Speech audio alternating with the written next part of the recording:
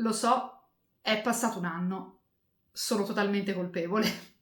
Ciao a tutti! No, non mi sono dimenticata di questo canale, anche se l'apparenza inganna effettivamente. Ero come una presenza che tutto osservava e niente creava. Mannaggia.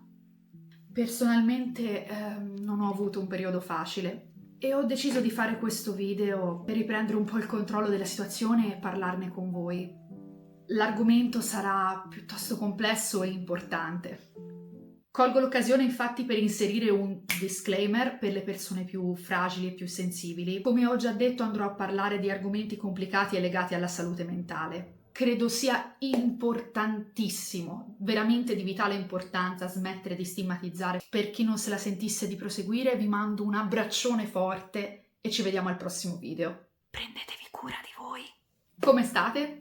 Beh, allora, che cos'è successo? Wow, sono stata sotto terapia farmacologica per almeno 6 mesi, a causa della profonda ansia che mi attanaglia da sempre. Purtroppo c'è da dire che ultimamente le sensazioni e tutto quello che accadeva all'interno del mio corpo era diventato veramente ingestibile. Sono tanti anni in realtà che sono in terapia per i motivi più disparati, principalmente per il trattamento della sindrome da stress post-traumatico che è andato alla grande.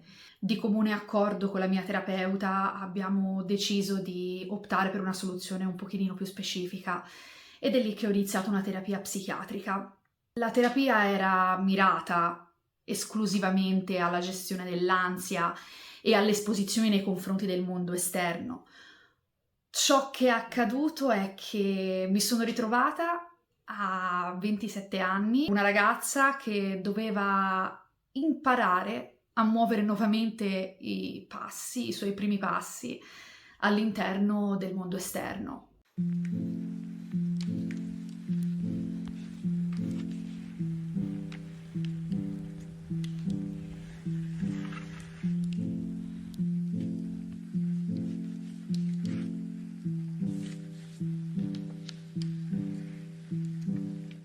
Ad esempio, ho dovuto rimparare ad andare a fare la spesa da sola, ho dovuto rimparare ad andare a prendere un cappuccino al bar vicino casa, a fare una camminata da sola al parco, tutto da sola, perché letteralmente le mie gambe me lo impedivano. Convivere con un'ansia attanagliante è stato complicato. Ero spaventata alla sola idea di lasciare il mio nido, lasciare la mia casa, per muovermi nel mondo esterno, un mondo vecchio, ma in realtà nuovo per me, che uscivo dalla terapia della gestione del trauma. Era come se fino ad allora avessi avuto addosso un paio di occhiali e dopo la terapia mi fossero stati tolti e... wow! La mia mente non era in grado di registrare questo vecchio nuovo mondo che mi si parava davanti agli occhi. Quando impari a gestire il trauma è come se tu, in un certo senso, dovessi rimparare a vivere, a riscoprire, a riosservare tutto ciò che ti ha sempre circondato, ma con occhi diversi. Ma hey, la mente è un posto bellissimo! Ed è stato quando le mie gambe, in preda al peggior tremore mai sentito, si sono bloccate in mezzo alla piazza del paese, mentre con Matteo mi stavo recando al ristorante per la nostra cena del sabato. È stato lì che ho deciso di prendere quella decisione. Usciti dal giapponese di solito è ritualità nostra aprire il mitico... Il mio è già schiantato, tipo. Cioè... No, biscotto della fortuna. Questo è già schiantato, la luce è pessima, scusate, ma è... Sì, ora non so se questo è tipo... o cose così, ma...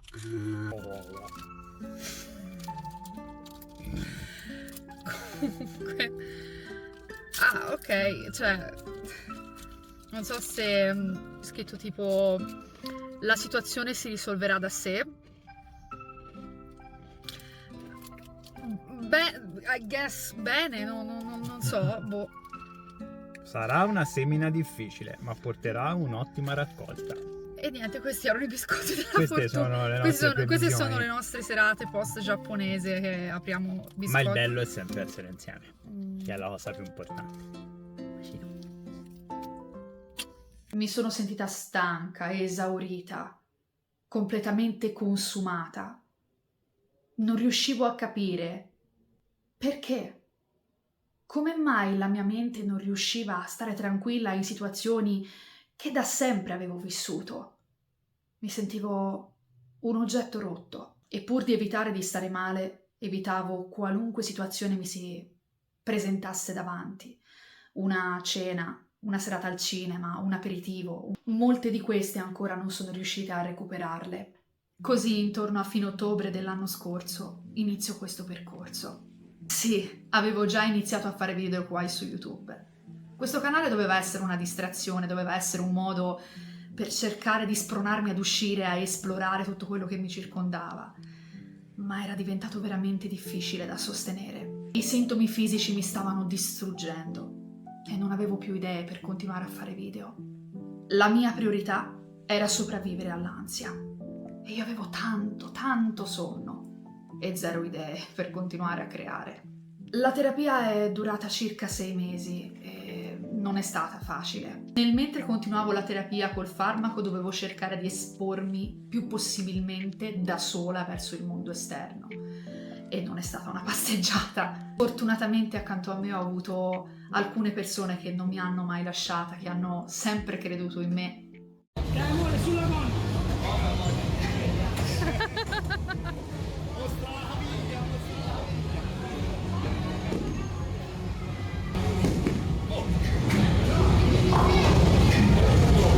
Ci ha provato. Buono, dai.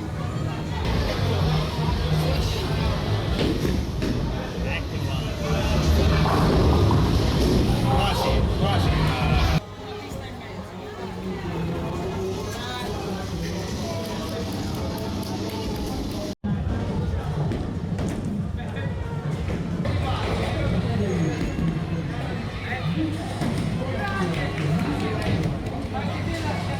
Più andava avanti, più da prassi la dose aumentava e io stavo sempre meglio. Il mio corpo aveva smesso di tremare, avevo smesso di avere problemi gastrointestinali, avevo smesso di avere il tremolio. Mi sentivo più rilassata a portare a termine le commissioni giornaliere. Ho dovuto ringraziare tantissimo il farmaco perché mi ha permesso di tornare ad annusare la vita intorno a me, a rivedere ciò che mi circondava, a poter sentirmi più leggera. In compenso però mi trovavo in una fase di burnout continuo. Idee che cosa sono?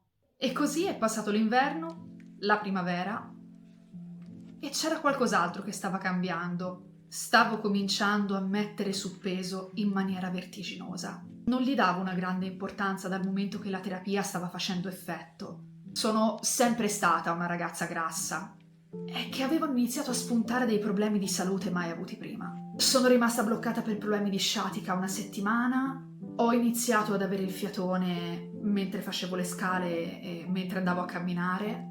Per ultimo non mi entravano più i vestiti ed era allucinante come in pochi mesi i miei vestiti si fossero ristretti in maniera incredibile. La verità è che stavo aumentando io.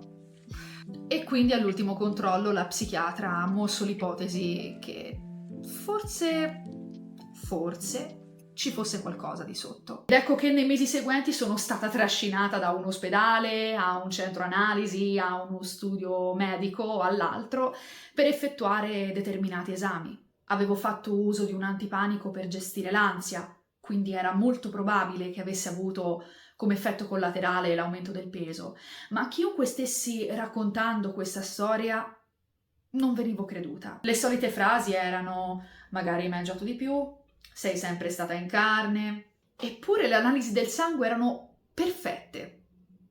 E così nel giro di 2 mesi arriva la risposta: insulino resistenza. Cosa? Oh beh, adesso dovrai cambiare totalmente stile di vita. Dovrai iniziare ad allenarti di più e smettere di mangiare zuccheri come prima cosa fondamentale. E io ero lì ad ascoltare il tutto come un idiota e dire fra me e me: ma se sono a dieta fissa, com'è possibile?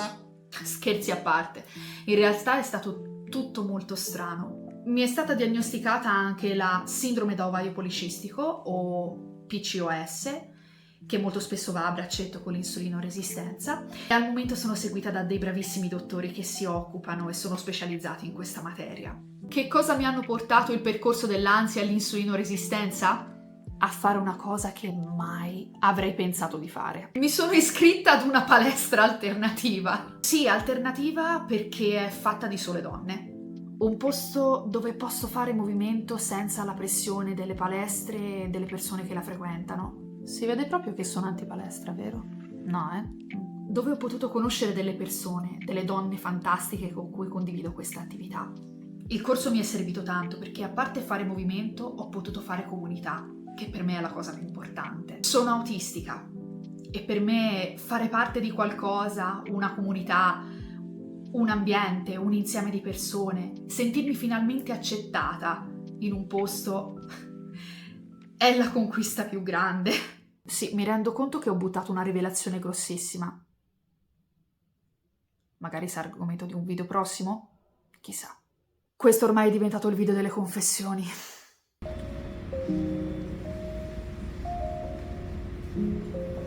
Non mi piace praticare sport, non è una cosa a cui sono mai stata interessata.